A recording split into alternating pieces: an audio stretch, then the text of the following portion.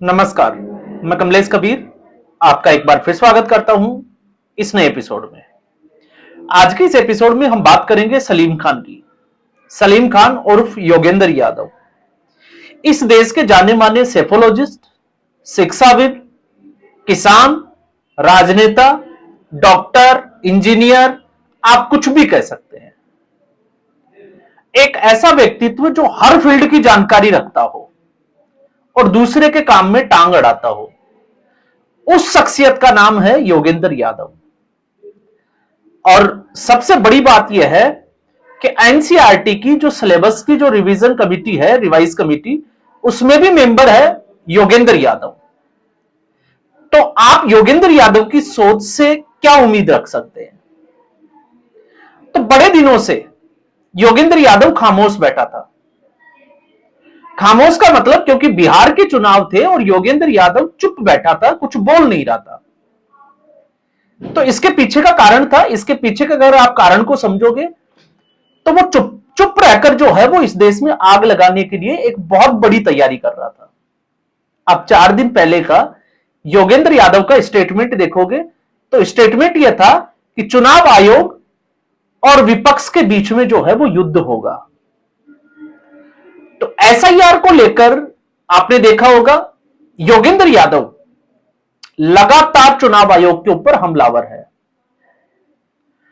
तो आखिर ऐसा हुआ क्यों? लेकिन उससे पहले एक बात हम जरूर करेंगे, क्योंकि योगेंद्र यादव ने इस बार जो है वो आकलन या भविष्यवाणी के बजाय आपने देखा होगा परसेप्शन पर ज्यादा काम कर रहे हैं। क्योंकि इससे पहले चाहे वो लोकसभा चुनाव हो या फिर हरियाणा का विधानसभा चुनाव हो, इसमें योगेंद्र यादव आकलन करता था। अब आपको हरियाणा के विधानसभा चुनाव का आकलन तो पता ही होगा, क्योंकि योगेंद्र यादव की कर्म भूमि हम कह सकते हैं वो किसान आंदोलन से जुड़े हुए थे, क्योंकि उस वक्त वो किसान की भूमिका में थे और हरियाणा इसका केंद्र था। पंजाब के सारे किसान हरियाणा में और दिल्ली की बॉर्डर के ऊपर, टिकरी बॉर्डर पे डटे हुए थे। तो योगेंद्र यादव को लग रहा था कि इस बार हरियाणा में बड़ा कुछ होने वाला है। तो आपने वो स्टेटमेंट देखा होगा, कांग्रेस की हवा है, नहीं फिर आंधी है या फिर सुनामी है। ये 3 ही चीजें हैं, इसके अलावा कुछ नजर नहीं आता। लेकिन जब चुनाव परिणाम आया तो ईवीएम के ऊपर दोष लगाकर योगेंद्र यादव रफू चक्कर हो गया। मतलब बैठे बैठे कांग्रेस पार्टी को चूरण देता रहा। और कांग्रेस पार्टी को चूरण क्यों देता है इसको भी आप समझ लीजिए। इंडिया अगेंस्ट करप्शन आंदोलन से योगेंद्र यादव आम आदमी पार्टी के साथ जुड़ा था, और योगेंद्र यादव और प्रशांत भूषण, क्योंकि ये ठीक इसी तरीके से आम आदमी पार्टी में भी ये काम कर रहा था। तो आम आदमी पार्टी में पार्टी विरोधी गतिविधियों के चलते योगेंद्र यादव को बाहर कर दिया था। और उसके बाद से योगेंद्र यादव को लगता है कि शायद कांग्रेस पार्टी उनके लिए कुछ सोच सकती है। तो ये लगातार जो है वो चूरण बांटे जा रहा है। अब बिहार में आकलन के बजाय परसेप्शन रखा है। परसेप्शन का मतलब चुनावों को प्रभावित करने जैसी टिप्पणियां करना कि लोग उनसे प्रभावित होंगे और एनडीए के बजाय महागठबंधन को वोट देंगे। तो जिस तरीके से योगेंद्र यादव ने एक छोटी सी प्रेस कॉन्फ्रेंस करके कहा कि बिहार में जो है वो एक जली हुई रोटी है इस वक्त और उसको बदलना जरूरी है। और ये किसके लिए? ये बिहार की दशा और दिशा परिवर्तन के लिए राजनीतिक परिवर्तन जरूरी है। तो अगर कोई योगेंद्र यादव से ये पूछे कि उम्मीद किससे करें, जंगल राज से, जिसके राज में साधु यादव के घर से जो है वो जली हुई लाशें मिलती है, या फिर शहाबुद्दीन जैसे डॉन या गैंगस्टर जो है वो पनपते हैं, जिसमें चारा घोटाला हो जाता है हजारों करोड़ का, जिसमें लैंड फॉर जॉब्स होता है। और अब तो हम जो है वो ये भी कह सकते हैं क्योंकि कोर्ट से लालू यादव सजा याफ्ता है। और उसके बाद में योगेंद्र यादव की जिस तरीके से, क्योंकि किसी भी व्यक्ति की अगर आप छवि को देखते हो तो फिर योगेंद्र यादव के इन चीजों के ऊपर आप एक्स पर जाइए, ट्वीट के ऊपर, और कमेंट बॉक्स में जाकर आप देखोगे तो आपको पता चलेगा कि योगेंद्र यादव को लोगों ने किस तरीके से खींचना शुरू किया है। अब जरा थोड़ा सा योगेंद्र यादव को समझ भी लेते हैं। योगेंद्र यादव आम आदमी पार्टी से जब जुड़ा था तब यह सुर्खियों में आया था। उससे पहले योगेंद्र यादव को ज्यादा लोग नहीं जानते थे। आम आदमी पार्टी से निकाल दिया तो किसान आंदोलन और सीएए बड़ी इंपॉर्टेंट चीजें हैं। योगेंद्र यादव हमेशा जो है वो भारतीय जनता पार्टी का मुखर विरोधी है, नरेंद्र मोदी का। ऐसा कोई मौका नहीं आता जब ये नरेंद्र मोदी के खिलाफ जहर ना उगलता हो। और अगर मैं इसमें फैक्ट्स की बात करूं तो आप चेक करिए, आज जिस उमर खालिद और शर्जील इमाम की हम बात कर रहे हैं सीएए प्रोटेस्ट में, सीएए क्या आप एनसीईआरटी के अगर किसी मेंबर से क्या उम्मीद कर सकते हैं कि वो पढ़ा लिखा विद्वान होगा? नहीं, ये बगड़ बिल्ले हैं। इनको सिर्फ और सिर्फ जो है वो इस देश को बांटना आता है, लोगों को गुमराह करना आता है। और ये तो मैं जो है वो बड़ी जिम्मेवारी के साथ कह सकता हूं। और ऐसे लोगों का इलाज जो है वो होना चाहिए। क्यों होना चाहिए? क्योंकि आप सोचकर देखिए, जिसको ये नहीं पता कि सीएए जो है वो नागरिकता लेने का नहीं देने का कानून है, बजाय इसके उमर खालिद के साथ जो है वो ये सीएए के प्रोटेस्ट में लाल किले पर शामिल था। और आप उठाकर देखिए, उस वक्त के आपको फुटेज मिल जाएंगे। योगेंद्र यादव को उमर खालिद के साथ अरेस्ट भी किया गया था। और उमर खालिद जिसके ऊपर किस तरीके के आरोप लगे हैं, 5 साल से वो जेल में सड़ रहा है। तो दिल्ली दंगों में आरोपियों की अगर हम बात करें तो चार्जशीट में योगेंद्र यादव का नाम भी था। और उस वक्त ये लेफ्टिस्ट विचारधारा से प्रेरित था, इसलिए लगातार जो है वो देश को बांटने, देश के टुकड़े टुकड़े गैंग के साथ खड़ा था। तो एक सीए प्रोटेस्ट, उमर खालिद के साथ कनेक्शन। दूसरा किसान आंदोलन, कथित किसान आंदोलन, जिसमें योगेंद्र यादव किसान की भूमिका में थे। क्यों थे हम उस पर आएंगे, क्योंकि बिहार में उन्होंने एक स्टेटमेंट और दिया है, उसके साथ उस कनेक्शन को ढूंढने की कोशिश करेंगे। तो किसान आंदोलन में फंडिंग कहां से हुई सबको पता है, क्यों किया गया यह भी सबको पता है। लेकिन उससे भी बड़ी बात है, 26 जनवरी को लाल किले के ऊपर एक तिरंगे की जगह धार्मिक झंडा फहराने की जो घटना थी, ट्रैक्टर परेड जो निकाली गई थी, उसकी अनुमति लेने वालों में से एक था योगेंद्र यादव। तो उस वक्त भी अराजकता के साथ देश का पूरा माहौल खराब करने में योगेंद्र यादव की भूमिका को आप समझ सकते हैं। ये सीए और उसके बाद में दूसरा मैंने आपको जो है वो फैक्ट्स बताया है जो कथित किसान आंदोलन से जुड़ा हुआ है। तीसरा भी मैं बता देता हूं, याद करिए 2019 का लोकसभा चुनाव।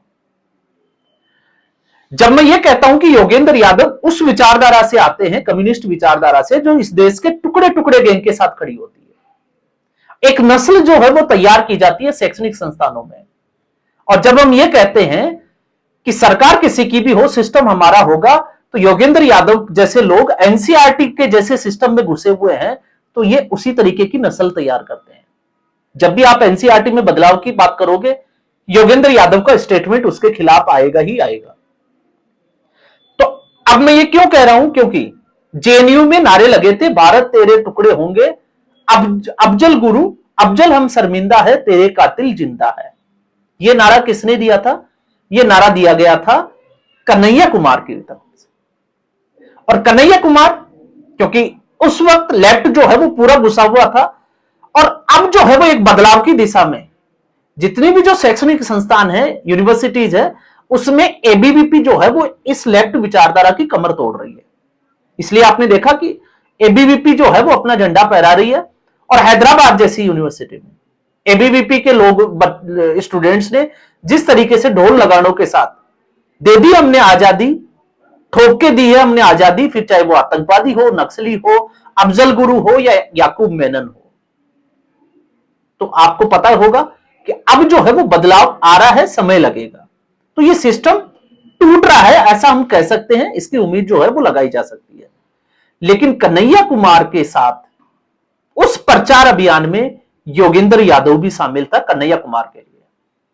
अब आप सोचकर देखिए, एक व्यक्ति जो टुकड़े टुकड़े गैंग की बात करता है, भारत तेरे टुकड़े होंगे, और उसके साथ कन्हैया कुमार जो है वो उसके प्रचार के लिए और नरेंद्र मोदी के ऊपर उस वक्त किस तरीके के घिनौने आरोप लगाए थे योगेंद्र यादव ने, मैं चाहता हूं आज आप जो है वो खुद ही फैक्ट चेक करें बालाकोट एयर स्ट्राइक को लेकर। यह थी योगेंद्र यादव की भूमिका। और हरियाणा के विधानसभा चुनाव आते आते योगेंद्र यादव जो है वो पूरी तरीके से जनता के सामने एक्सपोज हो चुका था। इस बगड़ बिल्ले की जो खाल थी वो उतर चुकी थी, क्योंकि ये हम कह सकते हैं कि शेर और चीता की जो खाल ओढ़े ये भेड़िया था। तो जब इसकी खाल उतर गई तो ये पहुंच गया महाराष्ट्र, क्योंकि इसको लगा कि इसका प्रभाव इतना है कि शायद ये महाराष्ट्र में भी जो है वो बहुत कुछ कर सकता है। उससे पहले भारत जोड़ो यात्रा में ये राहुल गांधी के साथ कदम मिला रहा था। तो उस स्थिति में इसने भारत जोड़ो अभियान की शुरुआत की थी, स्वराज इंडिया एक पार्टी बनाकर। तो महाराष्ट्र विधानसभा चुनाव में यह पहुंचता है अकोला। अकोला में इसकी जिस तरीके से बोरे भरकर सुताई हुई, योगेंद्र यादव को पता चल गया कि अब जो है वो ज्यादा दिन तक ये इस तरीके की चूरन जो है वो किसी को नहीं खिला सकता, लोगों को बिल्कुल नहीं खिला सकता। ये सिर्फ और सिर्फ कांग्रेस पार्टी को, राहुल गांधी कांग्रेस को बेवकूफ बना सकता है। इससे ज्यादा अब इसकी हैसियत औकात जो है वो कुछ भी नहीं है। आप याद करिए, आप चाहे तो वो न्यूज भी उठा के देख लीजिए, इसके कपड़े तक फट गए थे। 40-50 लोगों ने मंच को घेर लिया था जब ये मंच पर पहुंचा। और वो मंच किसका, वो लोग किसके थे आपको पता होगा, प्रकाश अंबेडकर, भीमराव अंबेडकर के पोते वंचित माविका सगाड़ी, उस पार्टी के लोग थे जो इससे सवाल करने पूछे थे। और उसके बाद में इसने कहा था कि मैं महाराष्ट्र वापस आऊंगा। तो कितनी बार वापस गया, इसकी हिम्मत भी नहीं हुई। तो लोग तो जो है वो इसको समझ चुके हैं, इसीलिए उसके बाद से इसने भविष्यवाणी बंद करना जो है वो बंद कर दिया। अब ये पर्दे के पीछे से आग लगाने का पूरा प्रयास करता है। तो ऐसी स्थिति में अब इसने जो है वो एक नया प्रोपेगेंडा शुरू किया है कि वो इस देश के सारे एनजीओ को इकट्ठा करेगा नरेंद्र मोदी के खिलाफ, भारतीय जनता पार्टी के खिलाफ। क्यों खड़ा करेगा?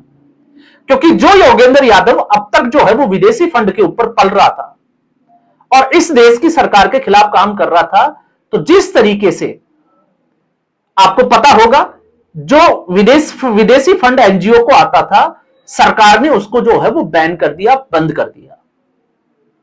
तो फंड आना बंद हो गया। तो एनजीओ की समस्या जो है वो आप समझ सकते हैं, क्योंकि बहुत सारे ऐसे एनजीओ है जो विदेशी फंड के ऊपर जो है वो पलित और पोषित होते थे। तो ऐसे एनजीओ कल को योगेंद्र यादव के साथ आ जाए तो इसमें कोई जो है वो बहुत बड़ी बुराई भी नहीं है। और ये बात कहां से बोली है? ये बात भी बिहार से ही बोली है। तो इस वक्त योगेंद्र यादव बिहार में तो है, लेकिन इस वक्त आंकलन के बजाय परसेप्शन, लेकिन परसेप्शन जो है वो लोग उसका जो है वो खुद का ही ऑपरेशन करने लगे परसेप्शन के चक्कर में। लेकिन अगर कांग्रेस पार्टी को लगता है कि ऐसे लोगों की राय से ही उसको यह लगे कि वो देश को जीत सकते हैं, चुनाव जीत सकते हैं स्पेशली, तो फिर ये कांग्रेस पार्टी को एक चूरन खिलाने वाली बात है। और कांग्रेस पार्टी ऐसा चूरन खाती भी है। क्यों? क्योंकि अगर योगेंद्र यादव की हिम्मत है और वो ये कहता है कि बिहार जो है वो एक जली हुई रोटी है, तो पश्चिमी बंगाल में जाकर ममता बनर्जी के बारे में, जो लगातार कब से सत्ता में है, एक बार शब्द जो है वो बोलकर देखे, इसकी चमड़ी उधेड़ दी जाएगी। केरल में जहां कम्युनिस्टों का राज चलता है, वहां जाकर केरल में एक बार बात करें कि अब जो है वो सत्ता परिवर्तन का समय आ गया है। तो एंटी इनकम्बेंसी, प्रो इनकम्बेंसी अगर आप देखोगे तो ऐसा तो जो है वो अब सत्ता में कुछ रहा नहीं है, क्योंकि कुछ लोगों को यह भी लगता है कि 20 साल की एंटी इनकम्बेंसी है शायद बिहार में, इस तरीके की जो है वो स्टेटमेंट से वो अपना नैरेटिव सेट करने में कामयाब हो जाएंगे। तो बिल्कुल नहीं, क्योंकि ना तो सत्ता दल होता है ना विरोधी है। क्यों नहीं है? और ना ये नेताओं पे जो है वो कोई असर पड़ता है, क्योंकि आज कोई नेता इस पार्टी में है, कल टिकट कट गया वो सामने वाली पार्टी में, तो कहां एंटी इनकम्बेंसी? आप खुद सोचकर देखिए। तो ऐसी स्थिति में अब ये बगड़बिल्ले जो है वो एक्सपोज हो रहे हैं और जनता जो है वो इनको भलीभांति समझ चुकी है और इनको एक्सपोज कर भी रही है। तो आज के एपिसोड में बस इतना ही। उम्मीद करूंगा वीडियो एपिसोड आपको पसंद आया होगा। वीडियो को लाइक करें, शेयर करें, चैनल जरूर सब्सक्राइब करें। धन्यवाद।